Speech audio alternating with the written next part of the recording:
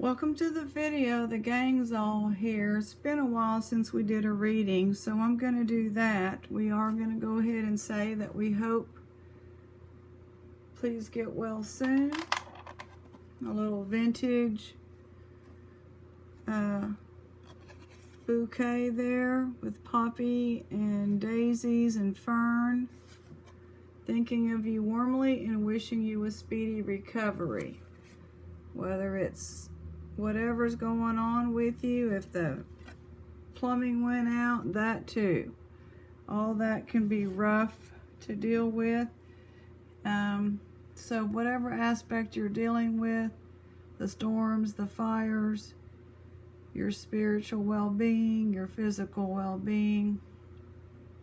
I believe mental goes with physical, so that goes together for me. And wish you all well. We're going to read a little bit more from Hazel Josephine Barton. It's Friday night. We need some lights. There we go. And after this video, I'm going to go through another box of stuff from the big box. I got some jewelry. Just went and scooped it out. So we'll just do that. If I'm looking at it, you might as well be looking at it. Where do we go when the woods are gone? I went to the woods because I wished to live deliberately, to front only the essential facts of life, and not, when I came to die, discover that I had not lived. Henry David Thoreau. In October, some years ago, we walked along the shores of Walden Pond and through the surrounding woods. The tall white trunks of birches were accentuated against brilliant autumn foliage, and the quiet sections of the pond were jeweled with fallen leaves.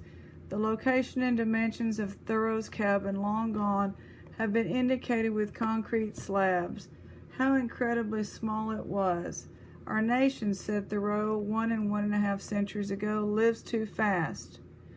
Oh my, the difference between his too fast world and our own is the difference between driving a team of oxen in the fields of Massachusetts and piloting a spacecraft to the moon. And this was written,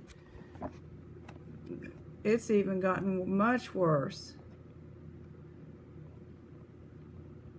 2001. I don't know when she wrote this though. I think her daughter published these.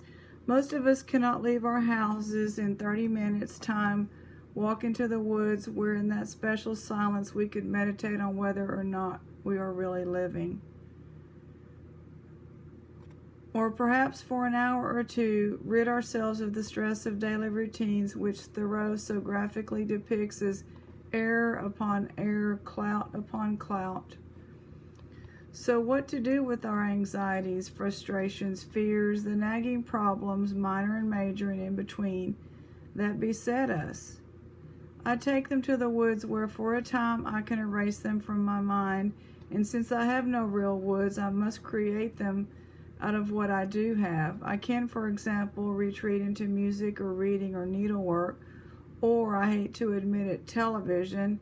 Isolation, however, is not a prerequisite. Erasure can be accomplished in public places, the theater, a sports event, a gathering of friends.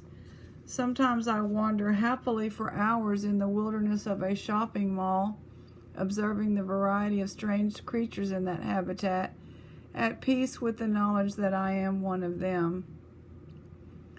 There are so many ways to go to the woods, as different with each individual as are the personalities of the individuals who create them.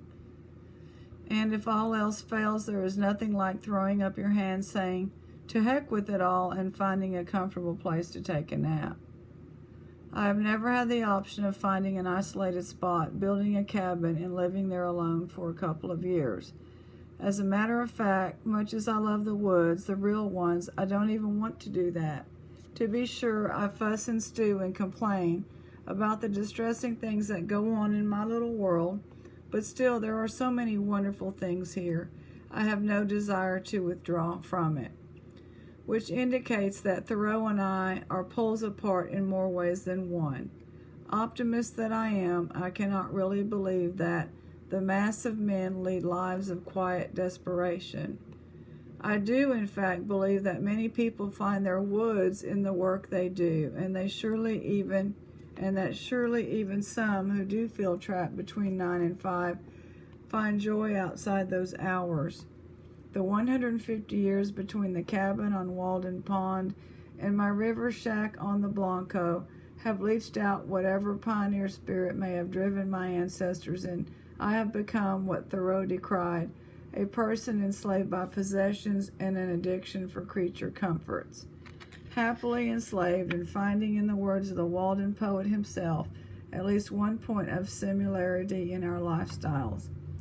The day advanced as if to light some work of mine. It was morning, and lo, now it is evening, and nothing memorable is accomplished. Thoreau would be horrified to know that his beloved Walden is being threatened by development. Horrified, but perhaps not surprised. Quote, every large tree which I knew and admired is being gradually culled out and carried to the mill. No doubt there is some compensation for this loss, but I do not at this moment see clearly what it is. Oh, how much we lose by civilization. Surely Walden Pond and environs should be preserved, not just a memorial to one man in the treasure chest of words he left for us, but also a memorial to the earth, as it once was, growth and death and renewal, when and if nature decides it should happen. I haven't read all of Thoreau, and much of what I've read has been lost through the sieve that is my memory, which leaves me with a vague afterglow of impressions and some specific themes and passages I have especially liked, including what is possibly the briefest philosophy for living ever written, simplify, simplify, to which I can only reply, I'm trying. All right, well, we had a reading. It's been a while. I enjoyed it. I hope you did too. I'm going to load this up, and we want to still keep offering up our prayers for, where's my bells? Oh, I cleaned up and got them way out there. I think these were dumpster dive bells. There was another one. I don't know where the other one is. Anyway, that one will work. The other one's not gone. I didn't throw it away. It's probably on a shelf where I like the sound of that one better, but I need to find it. God bless.